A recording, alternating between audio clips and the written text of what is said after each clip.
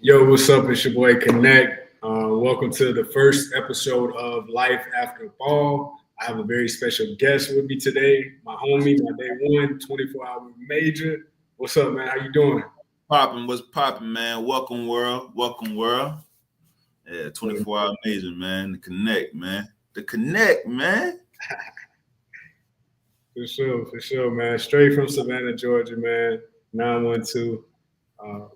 We played ball at Savannah State together. We also played, came across each other past in high school, little league, middle school, all that good stuff. But yeah, man, I'm happy to have you on the show today, man. We got some good topics to talk about, man. You know, going back down memory lane, especially with college football days. And yeah, man, I'm excited. You have anything you want to share with the people? Man, I'm just blessed to be here, man. I'm grateful to be on the show, man. You know, blessed and highly favored, dog, man. It's always a pleasure to be here. Hey,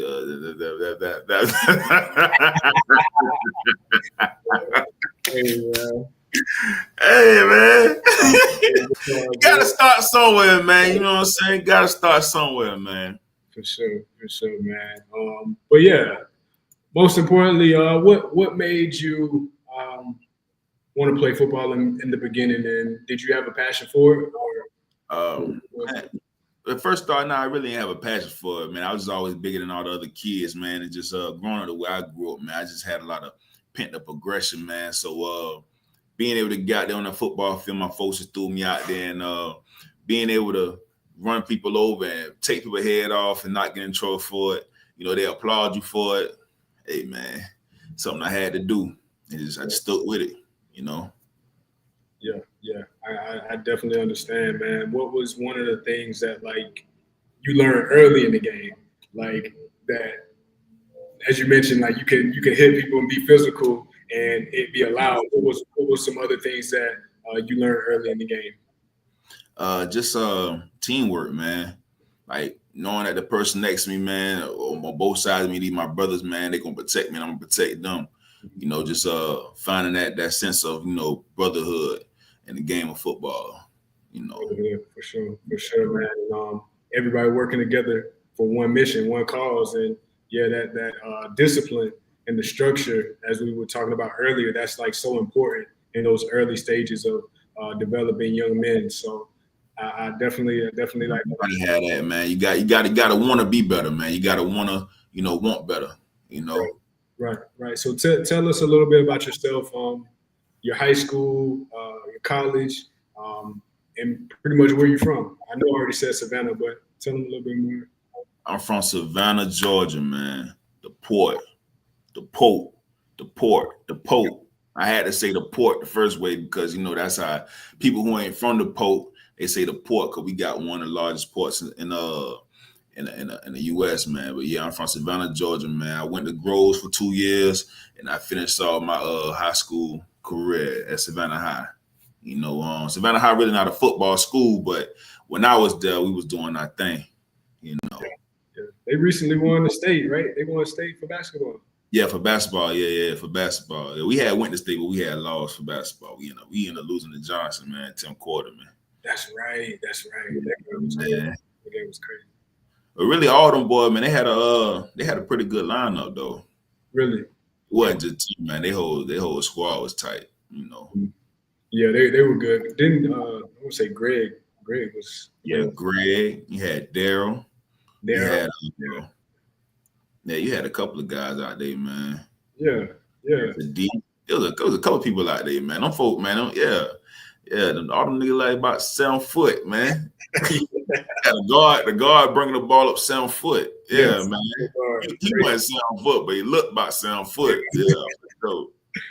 Yeah. And you said so college, Savannah State. What made you choose Savannah State University? And tell us a little bit about your path leading up to Savannah State. Well, I didn't choose Savannah State, man. But I love Savannah State. Shout out to Savannah State University, man. Shout out to the coaches that was there when I was there, man, in 13. You know, it wasn't the best experience, but it definitely was an experience. And I greatly appreciate them guys and even the guys that I played with because some of them guys still talk to this day, you know. But the whole process of me going to Savannah State, man, I really didn't have too many offers. You know, me coming out of a school of about basketball, it really wasn't a football school, so I ain't really get that many looks, man. I'm 6'5", 240, running a 4'6". Come on, man, defensive end, man. Yeah. Come on. They wasn't seeing me. And people, you might see me now and be like, oh, boy, you big, boy, you big. But when I was in high school, boy, I was a different kind of big, man. Like, folk be hollering about, oh, that grown man scream. Think about when you was 14, 15 years old and all that energy, all that testosterone, man. First I went to Groves, right? Mm-hmm. If you went to Groves from anywhere from 1995 all the way up to 2014, maybe, y'all know about Coach Swole. You know what I'm saying? Y'all know about Coach Swole, man. Weight room, day and night, dog. Like, it was nothing. Anywho, my uncle, man, he was a coach down in Florida at Stetson. He was a defensive coordinator. And he told me, hey, man, listen, go to Savannah State for 1 year. When after you finish that 1 year, you know, you come on with me. But me going to Savannah State, me being from Savannah, it just wasn't a good look, man. You know, whenever you're going out to school, you need to go off the school. You know what I'm saying? Stay in the city you from, because you're going to, unless you like real strong-minded, man, it's going to be so many distractions and, you know, people in your face and in your ear. So. Yeah. I can speak on that too, man, because I grew up in Savannah, so I knew a lot of people in Savannah, and at the time I was playing football, it was like the school football balance. It wasn't, you know, it wasn't working. Nah, not at all. Hey, I had a great time, had fun, but the balance, it wasn't there. But okay. So what was one thing that you learned from your college coaches that you still use to this day? Honestly,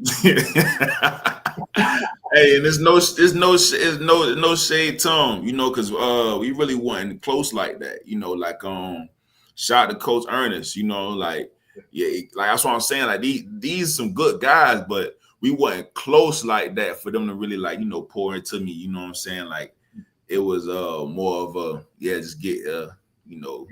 Study, do that. You know what I'm saying? Really wasn't too much talking after that, man. So I would advise you guys to, you know, do talk to your coach and do build that relationship, and, you know, So with that being said, you know, they have the NIL today, and players are getting these crazy packages and money deals and all different things. But with that being said, if you were able to receive something like that when we were playing, what would be your first mindset, or like how would you manage that as a young college athlete? Bro, I was already pulling up T-top Monte Carlo, old school Cadillac on 30 inches. You know what I'm saying? But if I was seeing that type of paper right there, you know, these boys talking about 300,000-400,000, 60,000 and 70,000. You know what I'm saying? To play football. But I still been in college right now. Hey, but nah, man, like, it's a blessing, man. You know, that's some grown man paper. So y'all need to make some grown man moves. That's all I gotta say. I made some grown man moves. Like, you know, I played for sure, but I wouldn't have been playing with that type of paper right there. You feeding families with that. You know, you feed it. Nah, for real. People buying you in college buying your mama a house. A house. It's crazy, man. Before you get to the league. And that just reminds me of Travis Hunter, who actually purchased his mom a house close to Savannah. And shout out to Travis Hunter. Right. Yeah, Travis. Shout out to Travis, of course. Man, like buying your mom a house before you even make it to the league, that's crazy. That's crazy. It's a blessing, man. It's a major blessing. But with it also being a major blessing, it can also be, you know, a downfall for some kids. Some guys, of course, they haven't had like those money management courses, or have someone who's financially literate, you know. So what are some things that you've seen, or what advice would you give to some guys that may, you know, receive money but don't know what to do with it, you know? Figure out what to do with it, man. We got Google, we got ChatGPT. I don't know if Ask G is still out there, but if I want to know if Ask G is still out there, I can Google and see if Ask G is still out there. Like, it's nothing to. I'm pretty sure they even got because we got like a community center down here to where they teach you financial literacy about your credit and everything. Learn it, figure it out. You know, like don't just blow through that money, man. Because some folk, if you ain't never seen $10,000 all at one time, when you see it all at one time, it's gonna blow your mind. I don't care who you is. Yeah. You know what I'm saying? And once you see that 100,000 for the first time, that's gonna really blow your mind. You know what I'm saying? And then so on and so forth. You feel me? But get the education. That's all you can do. And then if you don't know what to do with the money, stack it until you figure out what to do with it. Mm-hmm. You know. But another thing too.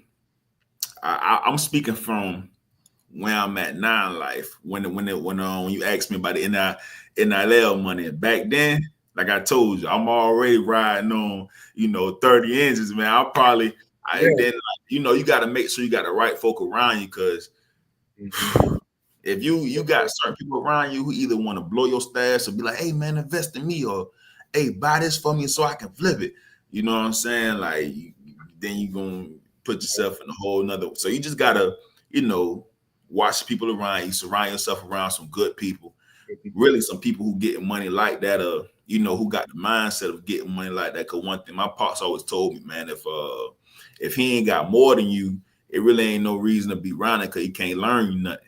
You know what I'm saying? He can't put you up on nothing for real because, you the one doing it. So if you the smartest one in the room, you need to change the room up. But yeah, man. That's real. That's real. And, I actually see most universities have, not most, but a lot of universities have implemented like courses for student athletes that are making this money and deals and stuff. I want to say LSU, FSU, just to name a few schools. But yeah, I've seen that they have implemented programs like to teach their students and student athletes about money and how to manage it, and the best thing to do, like how to set it up. I know Coach Prime over at Colorado, he actually gave players who had kids, he gave them like savings accounts for their kids, and that just says a lot about who he is as a person. It's not about the short term, it's about long term. Looking out for your family, feeding your family, and making this a generational thing. So with that being said, what was hold on. I don't want to cut you off, man, but shout out Coach Prime, man. You said Coach Prime. Shout out Coach Prime, man. I wear a size 17, man. I need a pair of them purple and black Deons. If I can't get no other ones, I wear a size 17 and purple and black ones, man. I know you can make it happen. I know God can make it happen. I know he can because he is good all the time. He is. So he need a 17, size 17. I'll just put size 17. I'm just putting it out because the Nike don't make shoes after 17. They don't make them after a 15, I believe, man. It's hard to, I just be wearing Jordans and I love Jordan. The Deons, the black and purple ones. Yeah, I just had to throw that in there one time. That's all. Yeah. Size 17. 17. I'm listening. Yeah. And you know what, man? They are dropping so many Deons, and I love it, man. I love that they're bringing back, the shoes, because when we was in high school, middle school, coming up, that was something we had. I was having them. We had to wear uniforms, so it's like the only way we could express ourselves was through our shoes, and being able to see the Deons back then, I was like, okay. It's prime time, had to bring them back. For sure, nostalgic, man, for sure. Yeah. But what was one of your favorite memories of playing college football? And my favorite memory, man, probably that Miami game. Mm-hmm. We went down the cupcake game or whatever, man. When they were supposed to just, blow what they did. I ain't gonna say they were supposed to blow us out. They blew us out. But I got me a sack, man. Yeah. I got in the game. This when they burned my red shirt, man. I got in the game for one play, got a sack, and they took me out. What quarter was it? Close to the end or like near second? It was close to the end, man. Yeah. It was. I think it was definitely in the fourth quarter, man. I got in, man. It was over with. Came across the end, got my little sack, man, and that was it. But yes, going out there playing with them boys, man, like the offensive line, man, like it's a difference. them boys big, like, yeah, they might be heavy, but athletic. You know, it just, yeah, man, it's a difference, dog. So y'all keep in mind, Major is 6'5". At the time, what was your weight at the I time? was when I was in at Savannah State, man, I was 260. I was like 265, 270. 6'5", 270, and you're going up against 6'8". Them boys were 6'8", 6'8", about 300 something pounds, You're and gonna go moving. Miami Hurricanes and moving. Like, I'm talking about the offensive line, the defensive line. Like, it was crazy, bro. Really? Like, it's a huge difference from these football programs, bro. Like, if you just like, it was like they were playing against a middle school team out there, bro. Really? Like, they were playing against a middle school team. Really? That's me. Hey, you know what's crazy, bro? I think I seen that highlight. Your sack was like a highlight or something on somewhere. I think I seen that. But that's crazy. I didn't realize you got that sack, man. That's. I got a sack and I got a tackle. I don't remember them I don't remember them like exactly the play and all the other stuff like that, man. But I know I got in. I had to got me a sack and I got me a tackle, man. Do you remember how it made you feel in that moment, like being in such a huge football environment? How did that make you? Oh, like, y'all should have been put me in the game, man. Yeah. That's all. But like, man, them boys just something different, man. The running backs was fast as hell. Like, it was elite, man. It was different though, man. The game was way faster. This, 2013, 2013. Yeah, 2013. I'm trying to think about who they had on that team, man, because I can't remember. I know they had somebody. I might look it up because they running back was somebody like with a name for real. Yeah. My buddy, we kicked the ball out on them. Boy ran that job all the way back for a touchdown. For real. Yeah. But let's see. So now that we're talking about the difference in FCS, FBS, what about NFL? Like, did you ever have like dreams or aspirations to go and take your game to the next league? When it came to football for real, like, my whole thing was I was trying to get me a scholarship. I just wanted to get a scholarship so I could go to school, figure out whatever I need to figure out to make this money. Now, if I knew what I know now, like, because I never really had nobody in my ear for real let me know, like, hey, man, go to the league. You're going to get the M's. Yeah. Like, dog, I'm 29 right now, right? I could be retired. Yeah. I could be retired right now. Yeah. But it's everything happened for a reason, man. It's God timing, bro. I'm blessed. I'm still out here doing good. I'm still out here gaining weight. Family good. I got myself, man. My folks good. My friends, family, homeboys, everybody Gucci, man. So that's good. That's good. The simple things in life that matter the most, man. But I could have been retired right now. It's crazy. That boy Todd Gurley. We're all like around the same age, and he was a all-pro running back, and he retired before the age of 29. And that was like unheard of. They was like, man, this guy, he can still go, but now, like, you really have to take care of your body and do what's best for you. And what are your thoughts on that? Just playing and being retired. Man, he knew what his number was. Mm-hmm. People out here, man, they chasing that bag, man. They don't even know what kind of bag they want for real. They don't even know what type of life they want to live for real. You know what I'm saying? Like, some folk, you got some people, you can work a McDonald's job and like, you coming home, your kids straight, your wife's straight, or you just, whatever your number is, it works for you, man. If you making 30,000 a year and you can make that work for you, it worked for you. If you making 100,000 a year, if it worked for you, it worked for you. If you making $2-3 million a year, if it worked for you, it worked for you. So he just knew what his number was and what's really important in life, man. The money, man, they come and go. It ain't nothing but a tool, man. And it ain't nothing but a tool, man. He knew what his number was, man.